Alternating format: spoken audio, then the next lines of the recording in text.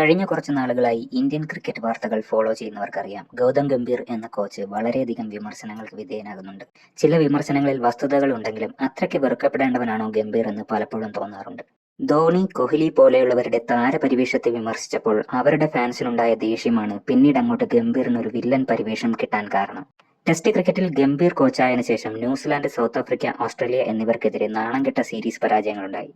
അതേസമയം ഏകദിനത്തിലും T20യിലും മികച്ച പ്രകടനം കാഴ്ചവെക്കാൻ ടീമിനായിട്ടുണ്ട് എന്ന വസ്തുത പലരും മനഃപൂർവ്വം മറക്കുന്നു. ICC champions trophy, Asia cup വിജയങ്ങളുടെ ക്രെഡിറ്റ് അദ്ദേഹത്തിനും അവകാശപ്പെട്ടതാണ്. സൂപ്പർ സ്റ്റാർ കൾച്ചർ അവസാനിപ്പിക്കുകയും ആഭ്യന്തര ക്രിക്കറ്റിനെ പ്രോത്സാഹിപ്പിക്കുകയും ചെയ്യുന്ന ഗംഭീറിന്റെ നിലപാട് സ്വാഗതാർഹമാണ്. സഞ്ജുവിനെ പോലുള്ള പല അൺയൂട്ടിലൈസ്ഡ് പ്ലെയേഴ്സിനും കൂടുതൽ അവസരങ്ങൾ കിട്ടിയതും അദ്ദേഹത്തിന്റെ കാലത്താണ്.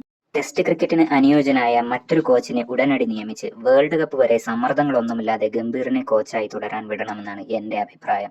എന്താണ് നിങ്ങളുടെ അഭിപ്രായം?